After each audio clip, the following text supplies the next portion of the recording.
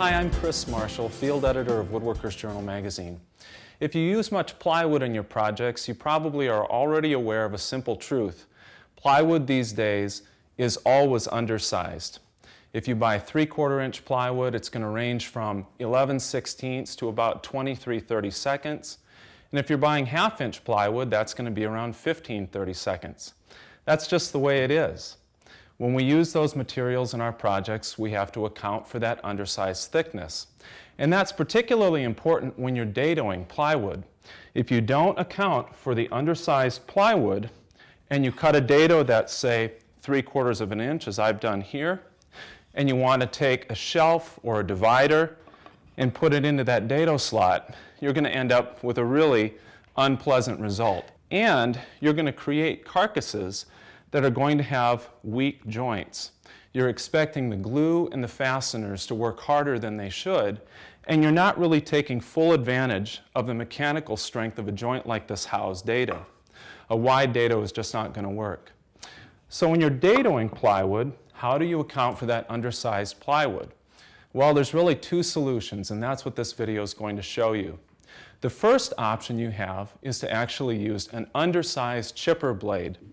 Now, a number of years ago, Freud developed a 3/32 inch chipper. And that actually has a significant advantage for you. It takes plywood out of the range of 1/16 inch increments in terms of your dado blade parts and brings you into the realm of 32. So now you can use this undersized chipper blade to sneak up on, say, a piece of plywood that's 23/32 inch thick.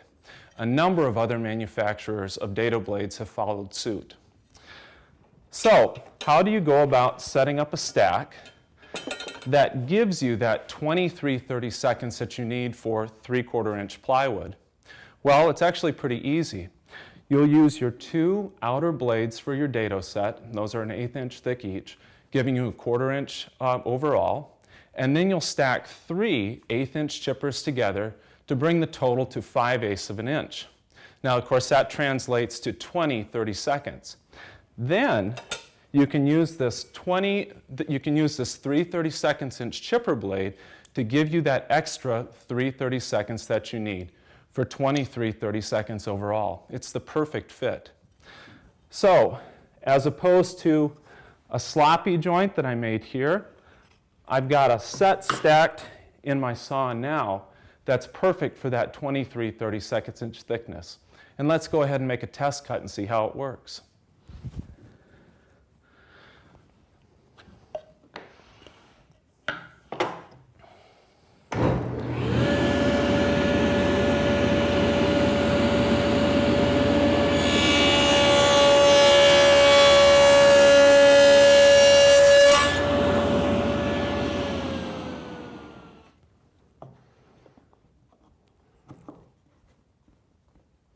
Now that's the kind of thickness you want.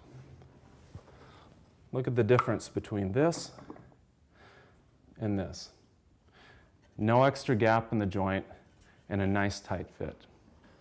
But what happens if you don't have a dado set that comes with that 3/32 inch chipper?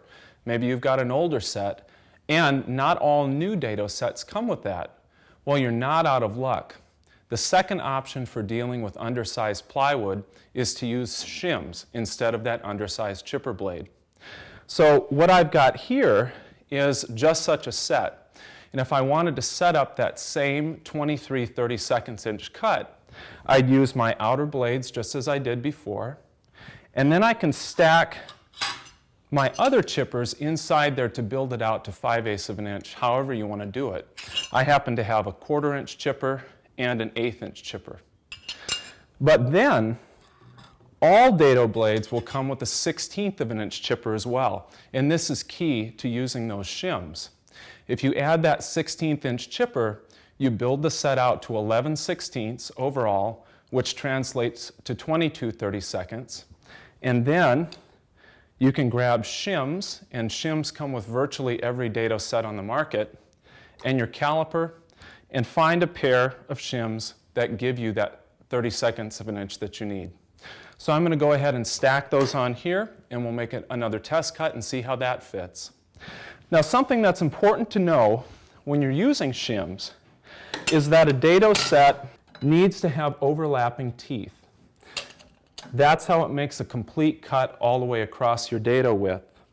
So when you're installing your shims, you don't want to stack your shims right next to one another. You want to spread them out across your dado so that they don't space your teeth out too far, or you'll end up with a gap in the cut and a little sliver of material, and that's not what you want. So I've installed one shim between one chipper and my outer blade. Now I've installed the other shim, my final chipper and outer blade.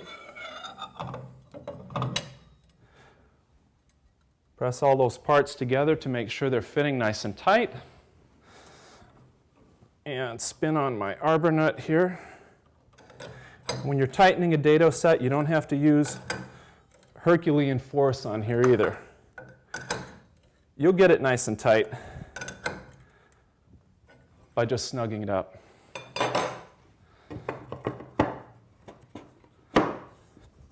All right, we'll plug in the saw and make that other test cut.